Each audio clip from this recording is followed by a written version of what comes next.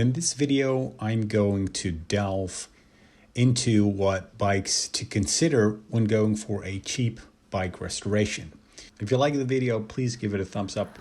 I also have a Facebook group for like-minded people who are into bike restoration, and you can find the link to that group in the description below. So I've restored quite a number of bicycles, and the far majority of those bicycles set me back money-wise far more than I would have liked. First off, I just want to say that cheap and bike restoration don't really fit well together, if you ask me. And that's because a bike restoration differs from simply repairing a bike in that you renew something to its true origins or make it better than what it was with newer components.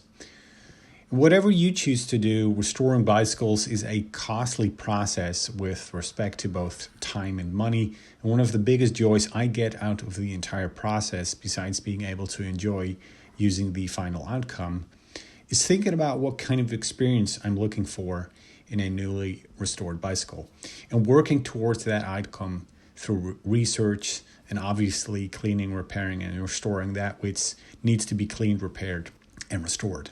But vintage bicycles are becoming more expensive, as has the general cost of living. So thinking about what constitutes a cheap bike restoration is a valid one. Not every restoration needs hump tulip tires or Spinergy wheels and Cane Creek suspension seat posts to be enjoyed.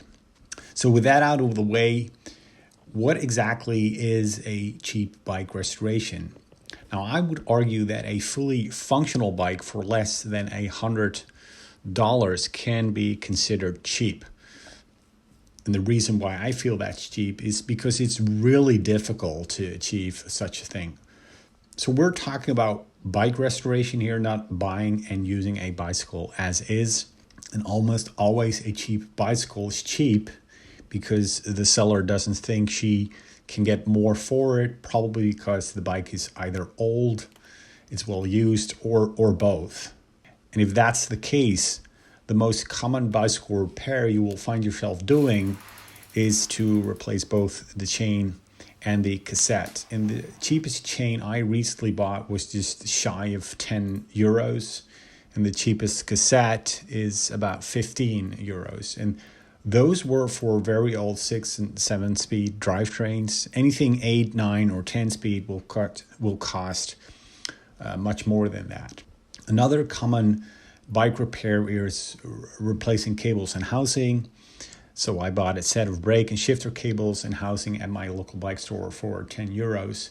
And for those two very common repairs, I had to pay 35 euros, which would leave less than 65 euros if I wanted to stay below 100 euros. And here I, interchange dollars and euros, basically the same.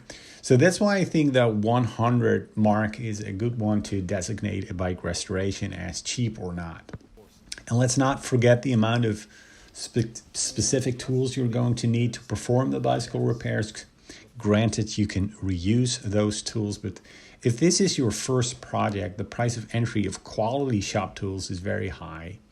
I settled for Part Tool as my go-to brand.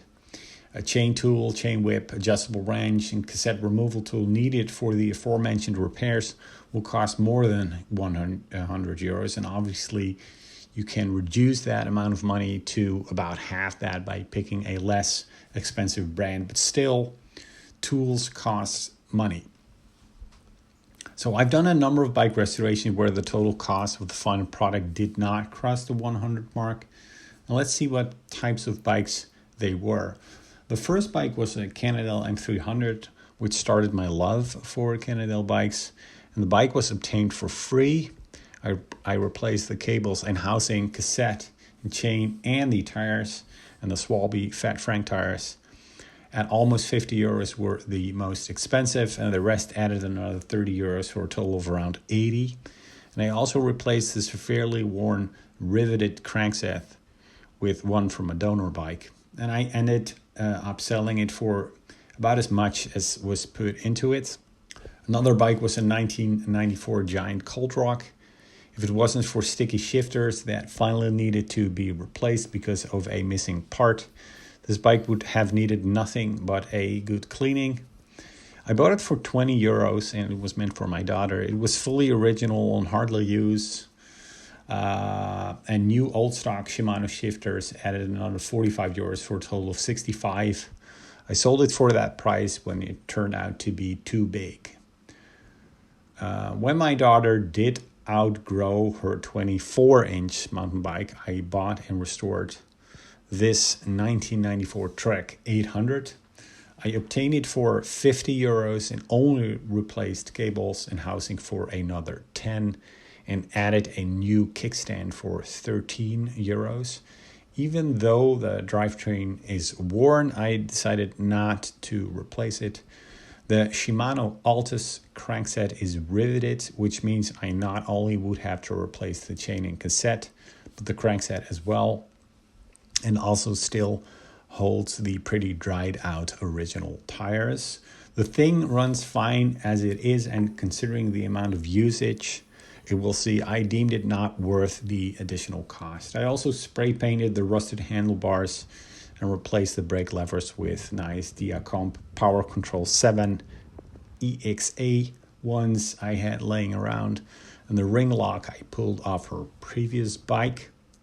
So as you can see, there's a clear pattern to these restorations. They're all 90s mountain bikes with rigid forks, and the initial cost of obtaining the bike itself was either free or very cheap, and I performed only necessary repairs and no upgrades, and I reused parts I had laying around. So 90s mountain bikes make for excellent cheap restorations. They are sufficiently old that you don't have to pay much, and they are simply enough, so you probably need to perform only the most basic repairs. Yet they are new enough that replacement parts are readily available and offer the right amount of gears to be really versatile. Where brands like Rayleigh, Trek, and Giant offer the biggest chance of a good start for a cheap bike restoration, other brands like Koga Miyata, Cannondale, Specialized, and the like are usually too expensive. And the same could be said for vintage road bikes, if not for the fact that the initial price of those types of bike is usually higher than those of vintage mountain bikes. And let's not forget that vintage 90 mountain bikes simply look awesome and are extremely fun to ride. So that's my take on what the best bikes are for a cheap bike restoration and why. Let me know what your thoughts are on what the best bikes for a cheap bike restoration are. Thanks for watching, and I hope to see you again for the next video. Bye for now.